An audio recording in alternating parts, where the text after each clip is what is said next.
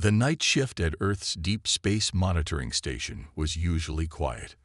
Most operators spent their time watching endless streams of data scroll across their screens, hoping to catch anything unusual among the cosmic background noise.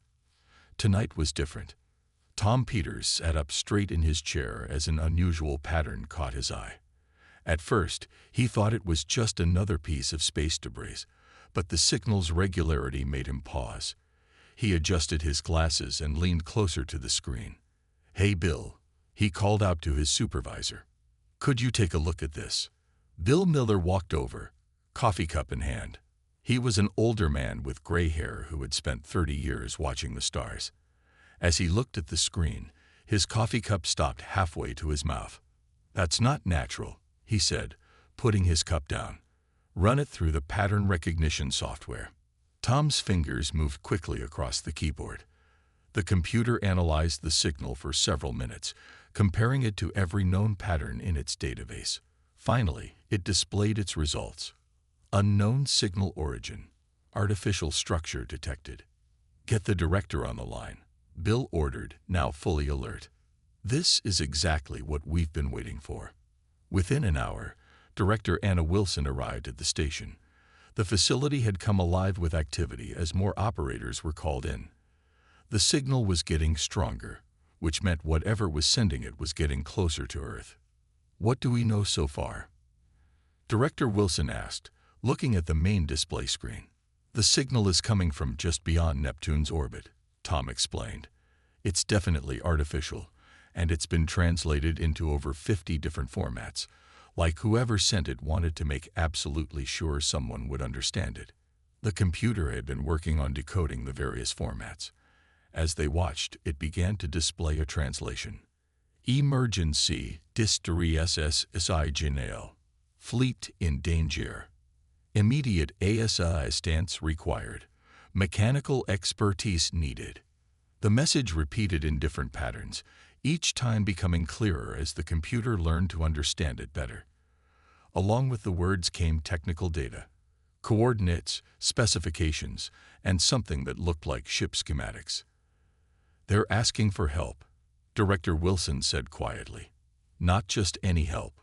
They specifically want mechanical expertise." The room fell silent as the implications sank in. Humanity had just made first contact with an alien civilization, and they needed help. It wasn't a message of conquest or a simple greeting. It was a cry for help. Director Wilson picked up a secure phone and dialed a number she never thought she'd have to use. "This is Director Wilson at DSMS. Implement First Contact Protocol Alpha." "Yes, I'm sure. We have a verified distress signal from what appears to be an alien fleet." Over the next few hours, more information poured in. The aliens were trapped in some kind of spatial anomaly that was interfering with their advanced systems. Their fleet of over 300 ships was slowly being pulled deeper into the phenomenon, and their usual technology wasn't working. Government officials and military leaders from around the world gathered in emergency meetings. Scientists and engineers were called in to study the technical data being transmitted. Everyone expected panic when the news broke, but something else happened instead. People around the world felt a surge of pride. An advanced alien civilization needed human help. Not our weapons, not our resources, but our knowledge and skills. The United Earth Space Command mobilized its engineering vessel, the Ingenuity. It was humanity's newest and most capable ship, designed for deep space repair and rescue operations. No one had expected its first mission would be to save an alien fleet. As preparations began for the rescue mission, Tom sat at his station, still monitoring the signal. He smiled as he thought about how this would change everything. Humans had always wondered if they would be worthy of joining a galactic community. Now they had their answer. They were not only worthy, but needed. The signal kept broadcasting its message across the void of space.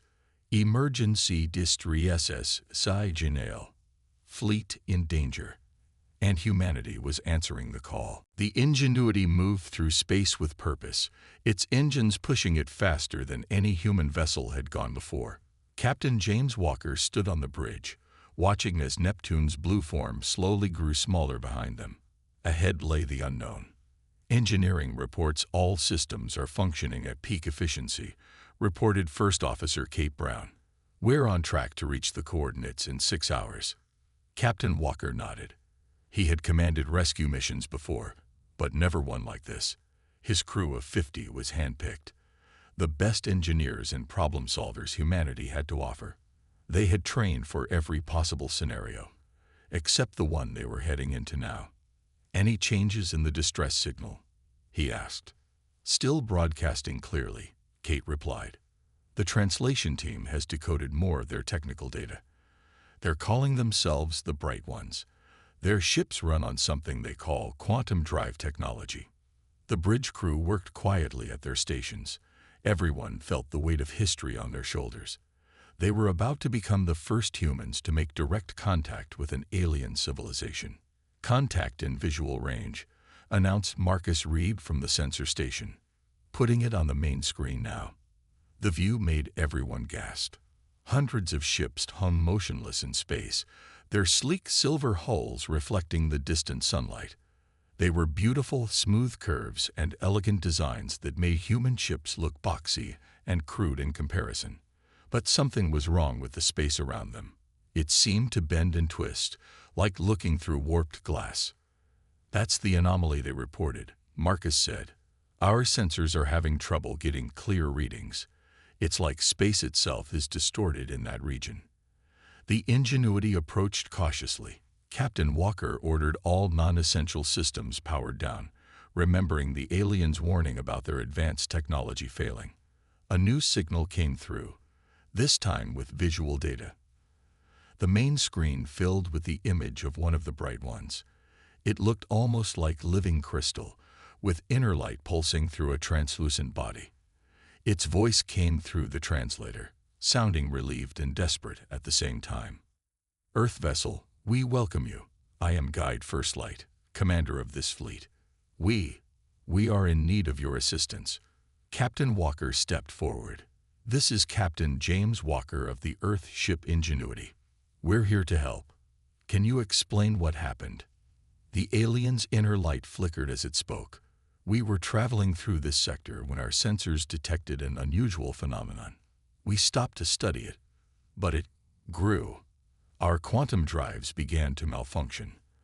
The more advanced the technology, the worse the interference. We are being pulled deeper, and our ships..." There was shame in its voice. "Our ships have no backup systems that can function here." The engineering team, led by Chief Engineer Marie Thompson, was already analyzing the data. She looked up from her station. "Captain, their ships are amazing, but they're too advanced. They've completely replaced simple mechanical systems with quantum technology. There's not a single analog backup anywhere." Walker understood the irony. The aliens' advancement had become their weakness. "Guide First Light, we may be able to help, but we'll need to dock with your ships. Our technology is less sophisticated than yours. It might work where yours cannot." The alien commander's light pulsed rapidly. What they later learned was their equivalent of nervous laughter. "Less sophisticated. Yes, perhaps that is exactly what we need. We have authorization to grant you access to our vessels." The next few hours were a flurry of activity. The Ingenuity's engineering teams boarded the alien ships in pairs, wearing their heavy spacesuits. The Bright Ones watched in what seemed like fascination as the humans used hand tools and basic mechanical principles to begin assessing their situation. Mary Thompson stood in the alien ship's engine room, looking at the complex quantum drive. It was incredibly advanced, but now completely useless. She smiled as she pulled out her tablet and began sketching a design for a simple mechanical alternative. Sometimes, she thought, the old ways were the best ways. The humans had arrived with wrenches and wire, and they were about to show these advanced aliens just how far primitive technology could take them. Mary Thompson held up an old-fashioned compass in front of Guide First Light. The alien's crystalline body glowed with confusion as it watched the simple magnetic needle spin and then point north. "This is what we used to navigate ships on Earth for centuries. Marie explained. No power needed. Just a magnetic needle that always points to our planet's magnetic pole. But it's so simple. First Light said, its inner light flickering with what the humans had learned was disbelief. How can you trust your direction to a piece of magnetic metal? Marie smiled. Sometimes the simplest solutions are the most reliable. Your quantum navigation systems are amazing, but they don't work in this anomaly. This compass, it still works perfectly. Around them, the engine room of the alien flagship hummed with activity. Human engineers in their bulky spacesuits worked alongside the glowing forms of the bright ones, teaching them how to bypass their failed quantum systems with mechanical alternatives. Look here, said Robert Lee, another engineer, as he showed a group of aliens how to use a manual pump. If your main systems fail, you can move cooling fluid through the engines by hand. It's slower, but it works. The bright ones watched in fascination. Their civilization had evolved beyond the need for manual backups centuries ago. They had trusted everything to their advanced AI systems and quantum technology. Now, trapped in the anomaly where their technology failed them, they were getting a lesson in basic engineering from what they had considered a primitive species. Captain Walker stood on the bridge of the alien flagship with the fleet's command staff, looking at a large mechanical display that the humans had installed. It showed the position of every ship in the fleet using simple pulleys and markers. Your holographic displays are useless in the anomaly, he explained. But this mechanical plotting board will help us track every ship's position. We used systems like this in our navies for hundreds of years. An alien officer named Deep Resonance moved closer to examine the device. We have no record of such systems in our historical archives. We went directly from primitive star sighting to quantum positioning. Perhaps we moved too quickly past these intermediate technologies. In another part of the ship, a young engineer named Paul Wilson was teaching alien technicians how to use manual override controls that the humans had installed. The aliens were struggling with the physical effort required.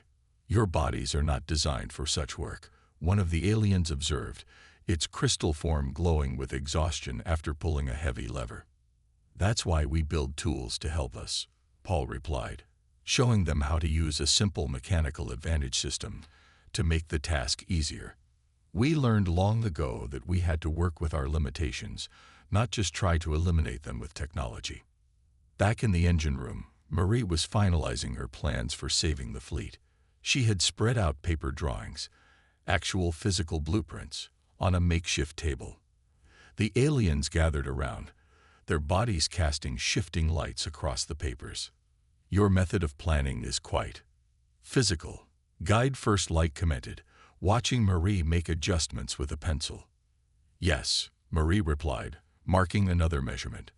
Sometimes you need to be able to see the whole picture at once, to draw and erase, and think with your hands. Our computers are great tools, but they're not always the best way to solve a problem. As the day cycle came to an end, the humans had made significant progress. Throughout the fleet, simple mechanical systems were being installed alongside the aliens' advanced technology. Backup navigation, manual controls, emergency pumps, all the things the bright ones had thought they'd evolved beyond. Captain Walker received status reports from each team. The aliens were learning quickly, their initial skepticism giving way to genuine interest in these primitive but reliable systems. It's ironic, Guide First Light said to Walker as they reviewed the day's progress. We came to study an anomaly that disabled our advanced technology. And in doing so, we discovered something far more interesting, the value of your species' approach to problem solving. Walker nodded. The most advanced solution isn't always the best solution.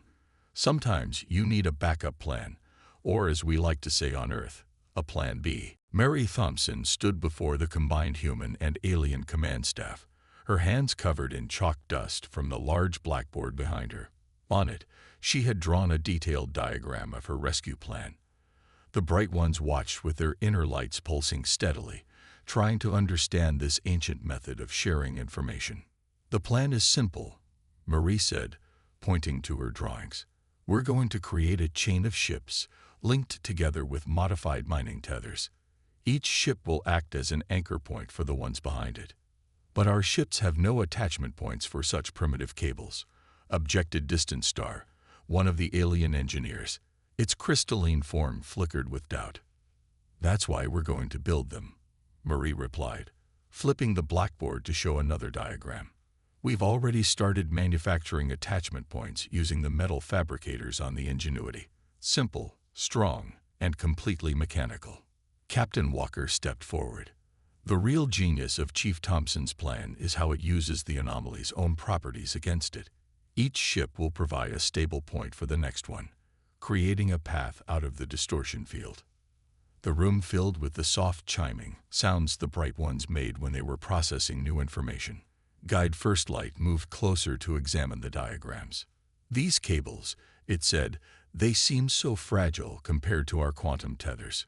Robert Lee, who had been working on the cable modifications, spoke up. These aren't just any cables. We're reinforcing them with strands of your ship's hull material.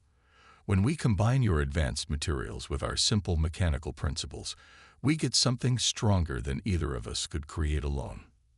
The next few hours were spent preparing for the first test. The Ingenuity's crew worked tirelessly, manufacturing attachment points and modifying cables. The bright ones, gradually overcoming their initial reluctance, began to assist with increasing enthusiasm. Paul Wilson supervised the installation of the first attachment point on a small alien scout ship. He watched as human welders, using tools that would have been familiar to shipbuilders centuries ago, fused the new structures to the alien hull. Your metals respond surprisingly well to our welding techniques, he told the alien engineer observing the work. Sometimes, the old ways are the best ways. In the Ingenuity's cargo bay, Marie oversaw the final modifications to the tether system. She had added mechanical winches and pulleys, backup systems that would work even if the power failed. The bright ones watched in fascination as she demonstrated how simple machines could multiply force.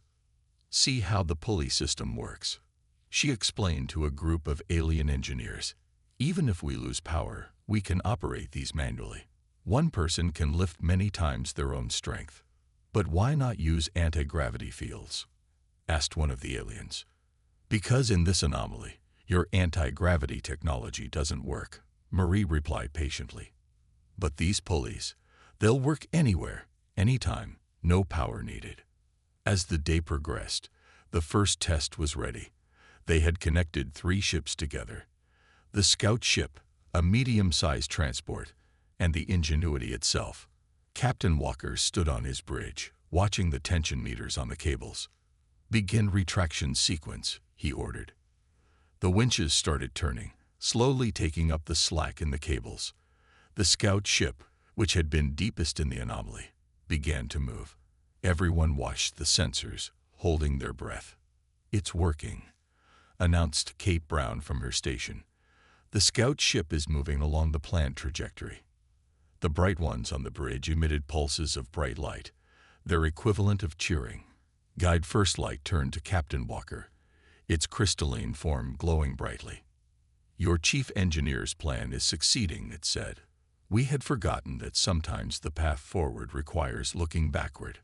Walker smiled. That's the thing about humans. We don't throw away useful tools just because we found newer ones. Every technology has its place. As they watched the successful test continue, Marie was already planning the next phase. They would need to scale up the operation, coordinate hundreds of ships, and manage an intricate dance of cables and winches. But she knew they could do it. After all, humans had been solving complex problems with simple tools for thousands of years. They weren't just saving the alien fleet. They were teaching the bright ones a valuable lesson about the power of keeping things simple. The first warning came from deep within the anomaly. Marcus Reed, watching his sensor displays on the Ingenuity's bridge, noticed something unusual about the readings. Captain, he called out, his voice tense. The anomaly is changing. The distortion patterns are becoming more erratic. Captain Walker moved quickly to the sensor station. The mechanical displays they had installed showed clear changes in the gravitational forces surrounding the fleet. What had been a stable prison was becoming increasingly unstable. "Get me Chief Thompson," he ordered. Mary was already on her way to the bridge.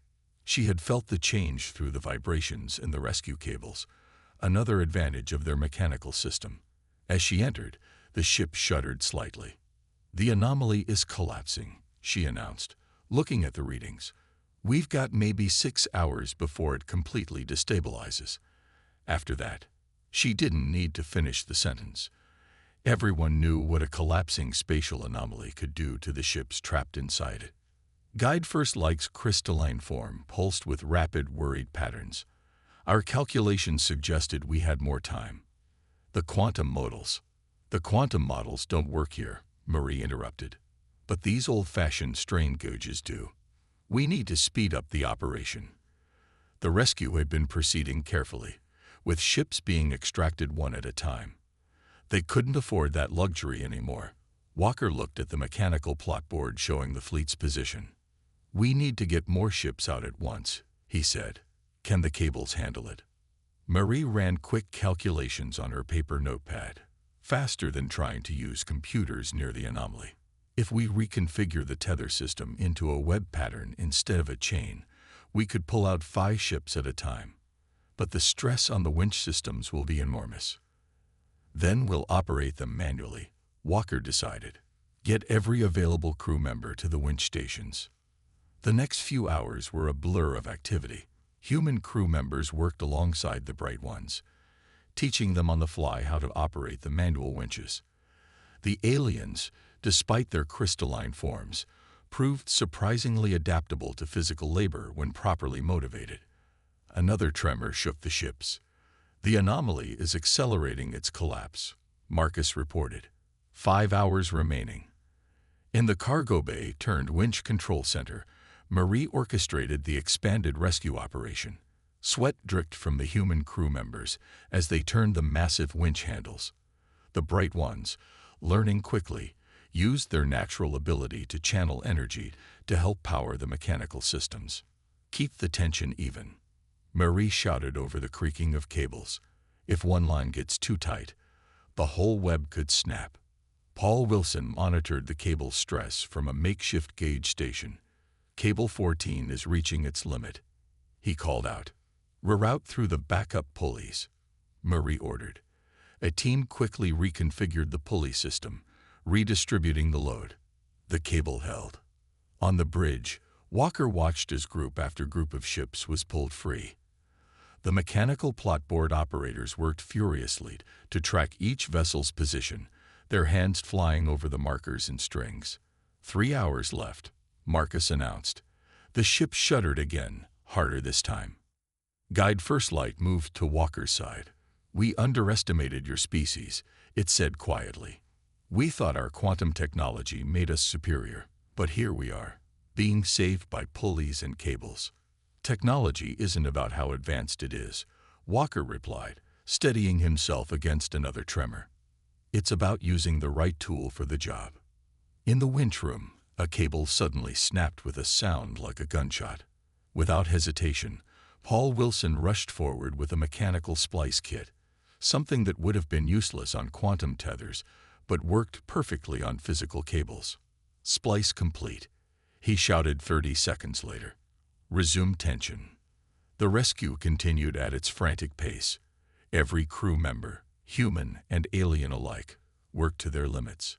The bright ones learned in hours what had taken humans centuries to develop: the value of mechanical advantage, the importance of redundancy, and the beauty of simple solutions. As the anomaly continued to collapse behind them, they weren't just racing against time. They were proving that sometimes the oldest technologies were the most reliable. And in space, reliability meant survival. 2 hours remained before the anomaly's predicted collapse, and the combined fleet was in constant motion. The space around them groaned with unseen forces as the distortion grew more unstable by the minute. "Status report," Captain Walker called out, his voice carrying over the hum of activity on the bridge. 70% of the fleet extracted. Kate Brown responded, marking another group of ships on the mechanical plot board. But the anomaly's getting worse. The inner ships are starting to experience structural stress. Mary Thompson's voice came through the communication system, accompanied by the sound of straining winches. "Captain, we need more power on the main cables. The deeper we go, the stronger the pull becomes." Walker looked at Guide First Light, whose crystalline form was now pulsing with rapid, concerned patterns. "Can your people channel more energy into our mechanical systems?" The alien commander's light flickered in agreement. "We will help. Though we never imagined we would use our natural energy abilities to power such basic machinery." Throughout the fleet, the Bright Ones began to position themselves near the critical winch points. Their bodies glowed brighter as they channeled their energy into the mechanical systems. The cables, reinforced with alien materials, began to pull tighter. In the winch control room, Paul Wilson watched in amazement as the alien energy transformed their simple machines into something more. The pulleys spun faster, the cables grew stronger, and more ships began breaking free of the anomaly's grasp. "It's working," he shouted over the noise.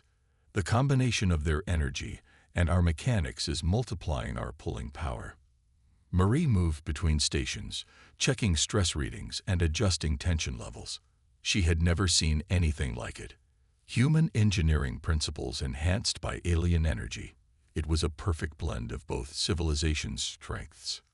Another violent tremor shook the ships. "1 hour remaining," Marcus announced from his sensor station. "The anomaly's collapse is accelerating." On the bridge, Walker studied the plot board. The remaining ships were the deepest in the anomaly, where the forces were strongest. "We need everything we've got," he ordered. "Tell all crews to prepare for maximum pull." The next 40 minutes were intense. Every human crew member strained at their stations, while the Bright Ones poured their energy into the systems. The cables glowed with an inner light, the alien energy making them more than just physical objects. Suddenly, a series of sharp cracks echoed through the ships. "Multiple cable failures imminent," Paul reported from his station. "Hold on," Marie shouted. She had anticipated this. "Switch to the backup cables. Route all power through the secondary winch system." The switch was made in seconds, a testament to the human crew's training and the aliens' quick learning. The rescue operation barely paused as it shifted to the backup systems. 15 minutes left, Marcus called out. The anomaly behind them was visibly distorting now, space itself twisting like a curtain in the wind. Guide First Light moved to stand beside Walker. "We are almost there, Captain. Your people's determination, it is remarkable." Walker nodded, watching as another group of ships broke free. Humans don't give up easily, especially when lives are at stake. The final minutes were a race against time. The last group of ships was the hardest to extract, fighting against the strengthening pull of the collapsing anomaly. Every cable was at its limit, every winch turning at maximum speed. "Final group breaking free," Kate announced. "All ships are clear." "Full power to engines," Walker ordered. "Get us out of here." The entire fleet moved away from the anomaly as one, their engines, both quantum and conventional, pushing them to safety. Behind them, space itself seemed to fold inward, the anomaly collapsing into nothingness. As the danger passed, cheers erupted throughout the ships. Humans hugged each other while the Bright Ones pulsed with bright, joyful patterns. They had done it, using nothing more complex than pulleys, cables, and determination. Marie looked at the simple mechanical gauge that had helped them track the anomaly's collapse. "Sometimes," she said to no one in particular, "the best technology is the one that simply works." Around her, humans and aliens together began the task of checking systems and securing equipment. They had learned something valuable today. That progress wasn't always about moving forward. Sometimes it meant remembering where you came from and the simple principles that had gotten you there. 1 month after the rescue, Earth's orbit had become a fascinating sight. Dozens of the Bright One ships hung in space alongside human stations, their crystalline hulls catching and reflecting sunlight in beautiful patterns. Captain Walker stood in the observation deck of Earth's newly established Interstellar Cooperation Center, watching as another alien ship arrived through the recently installed quantum gate. Beside him, Guide First Light's form pulsed with calm, steady patterns. "The Council of Lights has made their decision," the alien commander announced. "Earth will receive full membership in the Galactic Alliance. But more importantly, they have created a new division, the Office of Technical Integration." Mary Thompson, now wearing the formal uniform of Earth's diplomatic corps, smiled. "And let me guess, they want humans to lead it." "Indeed," First Light replied. "Your people have shown us something we had forgotten. Progress is not just about moving forward. It is about understanding all levels of technology and how they can work together." Below them, in one of the center's large workshops, human engineers were working alongside alien technicians. They were installing mechanical backup systems in a Bright One ship, while the aliens showed them how to integrate these simple systems with their quantum technology. Paul Wilson led a training session nearby, teaching a group of alien engineers how to maintain and repair mechanical systems. The Bright Ones, their crystalline forms bent over workbenches, were learning to use wrenches and screwdrivers with surprising enthusiasm. "Your manual tools," one of the alien students said, holding up a simple wrench. "They connect us directly to our work. We had forgotten what that feels like." In another part of the facility, Robert Lee was examining plans for a new type of ship, one that would combine the best of both civilizations' technologies. "We're calling it the hybrid class," he explained to a group of visitors. "Quantum drives and mechanical backups, AI systems and manual controls, all working together." The rescue mission had changed more than just technology. The Bright Ones had established their first permanent embassy on Earth, and humans were being invited to study at alien universities.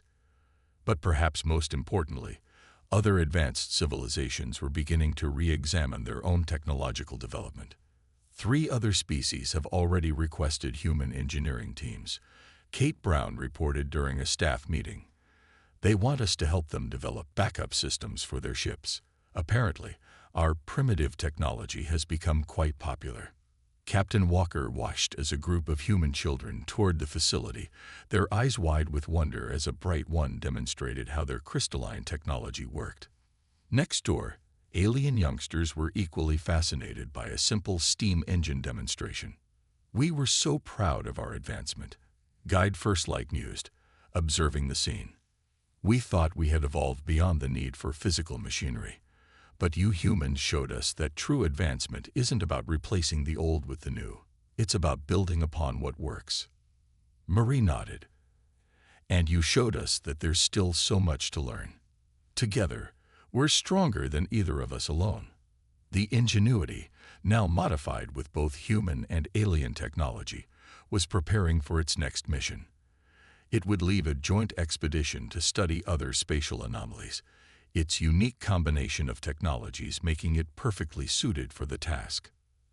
As the day drew to a close, Walker found himself back on the observation deck. Earth glowed below, while above, the stars beckoned. Humanity had proven itself not by showing off advanced technology, but by remembering its roots, by keeping the simple solutions that had served them well for centuries. "You know," he said to Guide First Light, who had joined him, "when we first heard your distress signal, we thought we were just going to rescue a stranded fleet." The alien commander's light pulsed with what Walker had learned was amusement. "Instead, you helped us rescue something far more valuable, our understanding of true progress." Together, they watched as another ship departed Earth's orbit, carrying both human and alien crew members. It was a new era of cooperation, built on the foundation of remembering that sometimes the simplest solutions were the most valuable gifts of all. Humanity had saved more than just a fleet that day. They had helped an advanced civilization rediscover the beauty of simplicity, and in doing so, had secured their place among the stars.